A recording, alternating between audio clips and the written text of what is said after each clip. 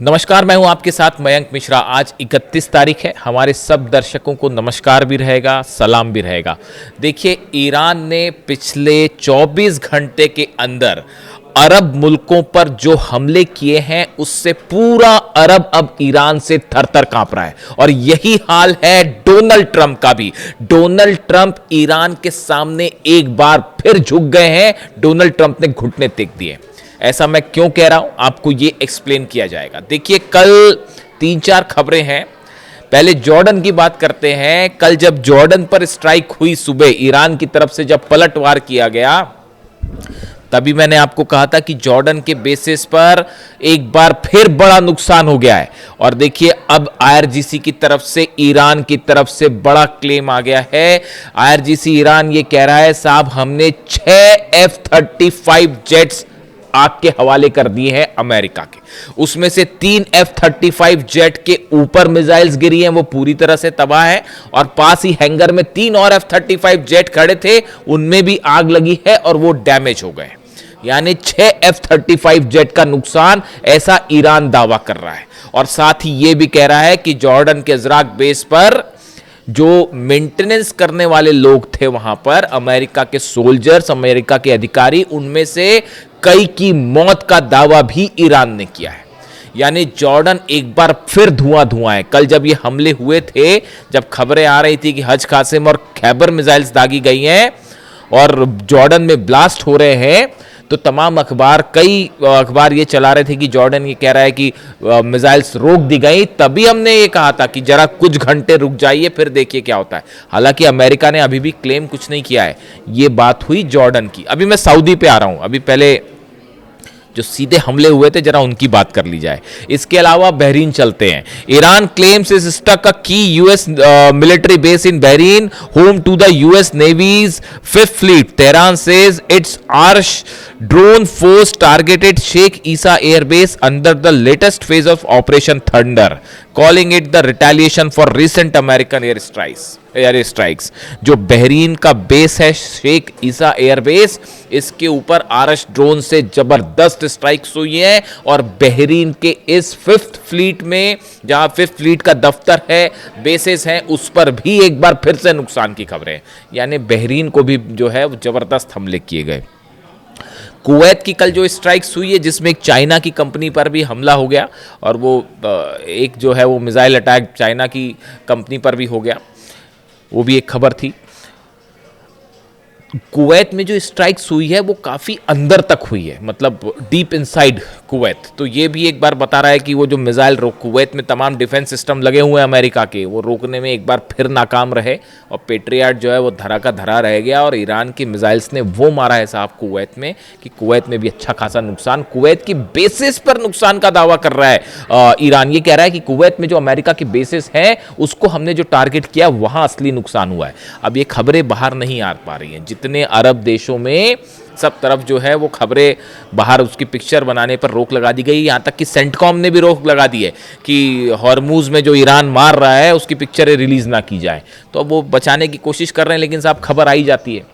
Saudi की बात करें, देखिए मैंने आपको परसों रात को बताया था, कल नहीं परसों रात को बताया था कि सऊदी में अटैक हो गए हैं और सऊदी में एयरपोर्ट जो है उसके आसपास धमाके की खबरें हैं। और देखिए अल्टीमेटली वो बात सच साबित हुई। एक सऊदी से एक भाई साहब हैं, उनका मैसेज आया मेरे पास कि मयंक जी 4 धमाके हो गए हैं एयरपोर्ट के आसपास और उसको बंद कर दिया गया है। तो जब खबरें, इसीलिए खबरें कई बार सटीक साबित हो जाती है, क्योंकि खबरें पहुंचाने वाले भी आप ही लोग हैं। जब कतर पे हमला होता है तो वहाँ से तुरंत मैसेज आ जाते हैं। वहाँ पे जैसी धमाके की आवाज़ आती है तो मोबाइल पे तुरंत मैसेज आता है कि मयंक जी धमाके हो गए, हमला हो गया है। तो इसलिए अपना इनपुट जो है ना, वो ग्राउंड, उसके लिए किसी अमेरिका की एजेंसी का वेट करने की ज़रूरत नहीं है, ना ही किसी अरब देश की एजेंसी का वेट करने की ज़रूरत है, ना किसी के दावे की ज़रूरत है। तो यही मेरी सबसे बड़ी स्ट्रेंथ है कि जो है मेरे पास सीधे मैसेज आते हैं। कतर से मैसेज आता है, साहब मैं कतर में हूँ, देखिए धमाके की खबरें आ रही है। मैं सऊदी में हूँ एयरपोर्ट के पास। तो आप लोगों का बहुत बहुत शुक्रिया, इसीलिए खबरें सटीक साबित होती हैं। अब चलते हैं सऊदी। देखिए सऊदी में बहुत बड़ा डेवलपमेंट है, बहुत बड़ा डेवलपमेंट। सऊदी पर जो हमले हुए, हुती ने भी हमले किए, ईरान की तरफ से भी। अब देखिए क्लेम तो कोई कुछ नहीं कर रहा, लेकिन वो 4 ड्रोन कहाँ से आए वो आप भी समझ सकते हैं। उसके बाद हालात ये है कि मोहम्मद बिन सलमान ने अपने डिफेंस मिनिस्टर को भेजा अमेरिका, और वहाँ पे जाके बात ये हुई है, पूरा देखिए सऊदी का तेल रोक दिया गया है। अरब लाल सागर में बाब अल मंदेब बंद है। उसके बाद सऊदी के पूरे पोर्ट्स भी खाली पड़े हुए हैं, सऊदी अपना तेल कहीं नहीं बेच पा रहा। अब वो मोहम्मद बिन सलमान इस डर में है, इस खौफ में है, बताया जा रहा है सऊदी अरब इस खौफ में है कि कहीं हम किसी लंबी लड़ाई में ना फंस जाएं। लंबी लड़ाई में फंसने का मतलब है जब अमेरिका को धो धो के पीट रहा है ईरान, तो इनका क्या होगा जरा अंदाज लगाइए। तो मोहम्मद बिन सलमान की तरफ से एक नया प्रस्ताव आ गया है कि मुस्लिम और अरब देशों के और तमाम दुनिया के मुल्क मिलकर एक फोर्स बनाए जो कि समंदर में जहाज़ों की, ऑयल टैंकर्स की रक्षा करेंगी। अब 14 मुस्लिम देश जिसके लिए राजी भी हो गए, वो तमाम देश हैं, उसमें जॉर्डन भी है, कुवैत भी है और इजिप्ट भी है, तमाम देश, सऊदी है, तमाम 14 देश जो है उसके लिए राजी हो गए। अमेरिका भी उस पर शामिल हो गया और भी शायद कुछ शामिल हो जाएं। तो अब ये 14 देशों की एक फोर्स मिलेगी जो मिल के लाल सागर में टैंकर की रक्षा करेगी। और अभी प्लान लाल सागर तक का, फिर अल्टीमेटली वो हॉर्मुज भी आ जाएगा। यानी आप प्लान देख रहे हो अमेरिका का कि इन मुस्लिम, देखिए प्लान बड़ा एक सूत्री चल रहा है। अगर आप पिछले 7-8 दिन के डेवलपमेंट देखें, सऊदी की जंग में एंट्री हो जाना, उसके बाद जो है वो धीरे से मामले को इस तरह से रुख देना कि जो है मुस्लिम देशों को एकजुट करने की कोशिश है। असल में ये ईरान के खिलाफ जो कहानी है वो ये, देखिए ये बात साफ है कि अमेरिका अकेले मिलके तो ईरान का कुछ नहीं बिगाड़ सकता, और बहुत ही मुंह की खा रहा है अमेरिका। ये जो F-35 जलने के दावे हैं, सोल्जर्स मरने के दावे हैं, यानी आप इससे बड़ी अमेरिका की हार कोई नहीं हो सकती। और डोनाल्ड ट्रंप का विरोध अमेरिका में खुद शुरू हो गया कि आप कर क्या रहे हो, विदेश नीति में आप कुछ नहीं कर पाए, अब्बास अराक्ची अकेले ठोक रहे हैं साहब।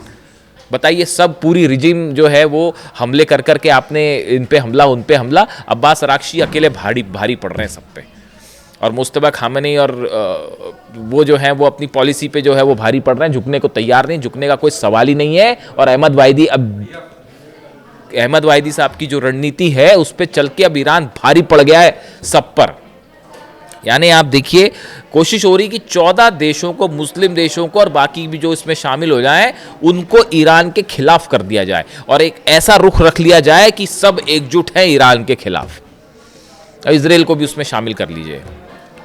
उसके बाद भी पूरा अरब एक तरफ है, अमेरिका साथ में है, इजराइल साथ में है, यूरोपीय देश शामिल हैं, सब मिलके भी ईरान का कुछ नहीं बिगाड़ पा रहे और ईरान भारी पड़ रहा है। जिस स्तर पर देख लीजिए आप, जॉर्डन पिट रहा है, कुवैत पिट रहा है, बहरीन पिट रहा है, इराक में जो अमेरिकन बेसिस हैं वो तबाह है, सऊदी पर हमले हैं, यूएई पे भी बीच बीच में जो है स्ट्राइक हो जाती है, वो अलग हमले दे रहा है। ये सब अरब देश मिलके ईरान का कुछ नहीं बिगाड़ पा रहे। ईरान अकेला इन सब अरब मुल्कों पर भारी पड़ रहा है साहब।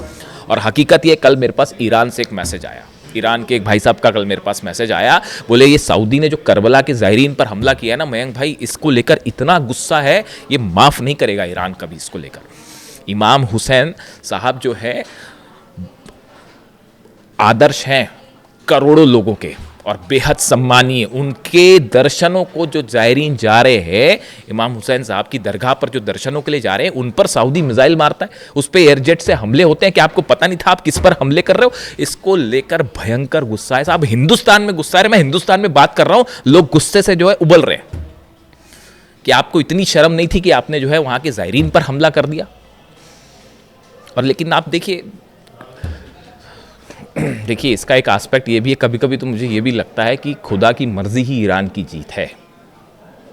किसी ने सोचा था आज से 5 महीने पहले जब अली खामेनी साहब की शहादत हुई थी, मुझे बताइए हिंदुस्तान क्या दुनिया में सिर्फ एक हम ही थे दीवाने जो ये कह रहे थे साहब कि ईरान को नहीं हरा पाओगे, और अल्टीमेटली 5 महीने बाद पूरा अरब घुटनों पे खड़ा है, ट्रंप घुटनों पे खड़े हैं, इजराइल घुटनों पे खड़ा है।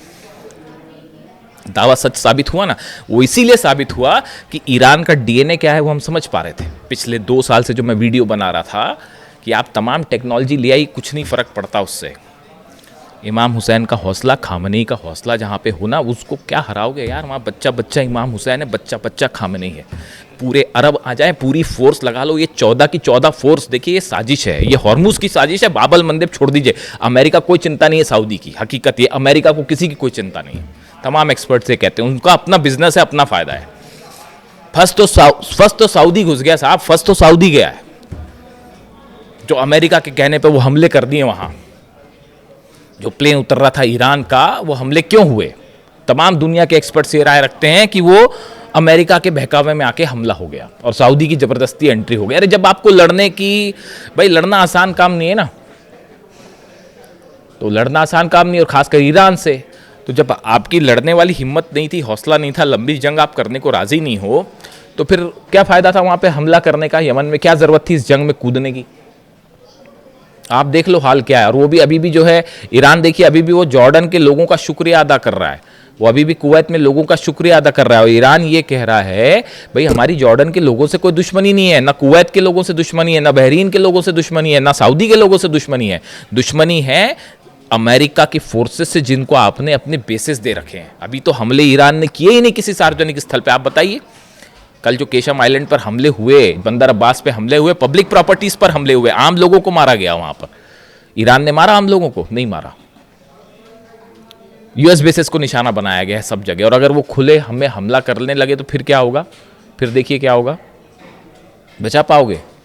तो अब हालात ये है कि अरब चल रहा है, ट्रंप जो है वो, उनको समझ नहीं आ रहा है क्या किया जाए। अब एक नया खेल शुरू हो गया है। आप देखिए खबरों में आज, अखबारों का रुख देखिए, वो हमास को डिसआर्म करेंगे और गजा में डील होने वाली है। ये एक नया तरीका था, ये एक नया तरीका है कि जो फोकस इस तरफ से हट जाए कि अरब जो है वो पिट रहा है, ट्रंप जो है वो हार रहे हैं और बुरी तरह से अमेरिका के बेसिस को नुकसान हो रहा है। अभी फोकस इसी तरफ रहता। कल रात को हमला क्यों नहीं किया अमेरिका ने? इसीलिए हमला नहीं किया, फिर मारेगा वो, फिर खबरें चलेंगी सब तरफ। डोनाल्ड ट्रंप का इलेक्शन तो खतरे में साहब, वो तो मेरे मुताबिक तो खतरे में। अब पता नहीं अब आपकी क्या राय है और लोगों की क्या राय है। तो अब देखिए वो फोकस को जानबूझ के गाजा किया गया, हमास किया गया कि हमास डिसआर्म हो रहा है, हमास के साथ डील हो रही है। तो अचानक से मीडिया हमास गया। भैया जॉर्डन में जो ठोका उसका इन्वेस्टिगेशन क्यों नहीं करते? बहरीन में जो ठोका उसका इन्वेस्टिगेशन करिए, कुवैत में जो ठोका उसका इन्वेस्टिगेशन करिए। मोहम्मद बिन सलमान और सऊदी क्यों कह रहे हैं कि भैया बचाओ बचाओ, ईरान से बचाओ, एस्केलेशन मत करो? हकीकत ये है। तो ऐसा है, अब मिडिल ईस्ट का ही नहीं पूरे रीजन का नया किंग है ईरान। आप मानो चाहे ना मानो। और बड़े सारे भाई बंधु मुझे कह रहे थे कि 3 दिन में हार जाएगा ईरान, 4 दिन में हार जाएगा। अब तो ख़त्म हो गया, हंसी उड़ाई जा रही थी 28 फरवरी के बाद से। अब आप देख लीजिए अब क्या हालात है। और अभी शुरू हुआ है मामला। अभी अब आगे आके देखो होता है क्या। गजा में आपको क्या लगता है डील हो जाएगी? ऐसी आसानी से डील हो जाएगी? कल इजराइल के जो है आर्मी चीफ कह रहे हैं कि हम जो है लेबनान से बाहर नहीं आएंगे। क्या मतलब इस बात का? तो अब देखते क्या होता है। लेकिन फिलहाल हकीकत यह है कि ईरान ने बना ली है बड़ी लीड और इस जंग में जीत हुई है इमाम हुसैन की, इस जंग में जीत हुई है अली खामने साहब की, इस जंग में जीत हुई है आरजीसी की, ईरान की सेना की, अहमद वाहिदी साहब की, मुस्तफा खामनी साहब की, ईरान के विदेश मंत्री अब्बास अराक्ची साहब की, और ईरान की 9 करोड़ जनता की, जो अमेरिका के आगे सिर उठाकर खड़ी हुई है। वीडियो कैसा लगा कमेंट करके ज़रूर बताएं। Thank you so much.